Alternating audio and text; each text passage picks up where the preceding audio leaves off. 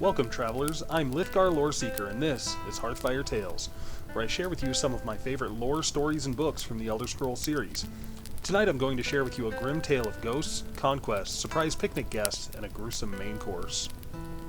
Picnic at Pelin, a horror story, by DeWitt Dubois. Come on, Feline, I said. It'll be fun. I don't know, Jacques, Feline replied, her gamine's face betraying embarrassment, unusual for her. I just don't think... It doesn't sound like a good idea to me. What, going for a picnic? It's Sovereignty Day, celebrating High Rock's independence from the First Empire. Everybody goes for a picnic on Sovereignty Day.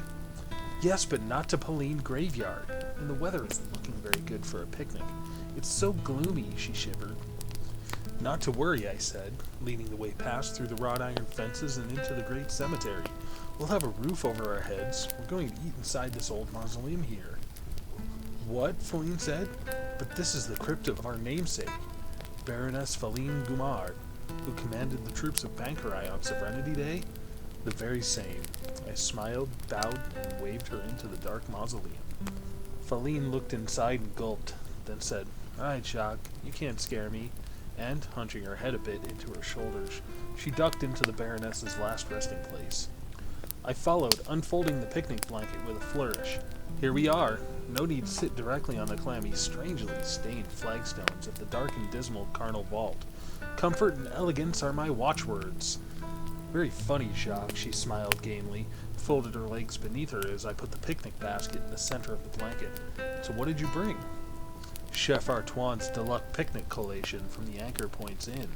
A brace of rock pigeons, grilled and deboned, with comewort chutney, balum pudding, and a jug of syllabum. Unless for pigeon, less pigeon. A voice whispered from the back of the vault. An echo by Mara. Did you hear that, Feline?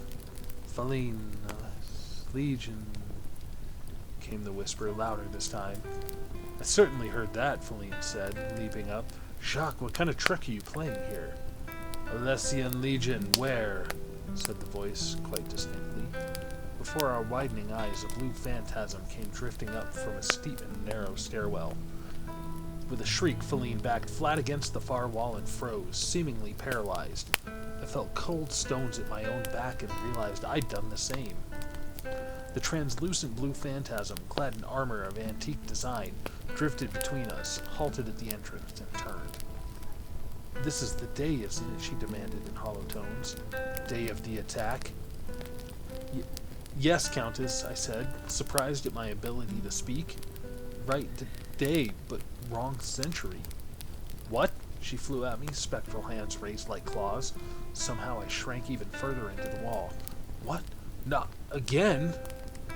That's right, Feline piped up. Wrong century, wrong year. Go back to sleep, grandmother. Wrong year, the spectre said slowly. Back to sleep.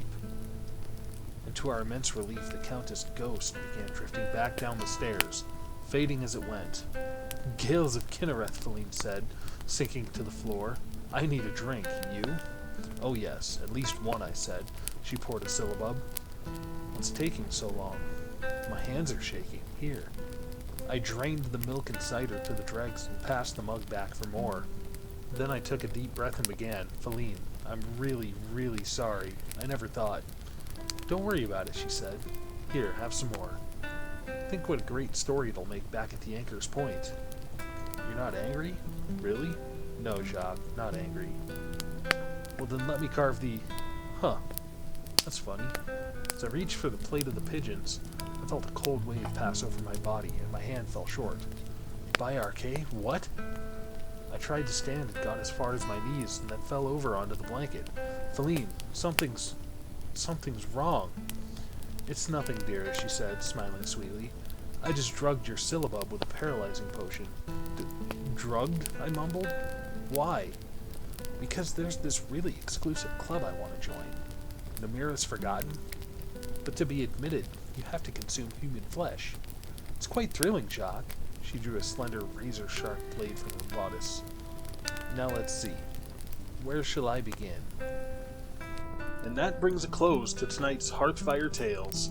Sleep well, dear travelers, for tonight you're safe and warm by my fire, but Kinnerath knows what tomorrow's path might bring.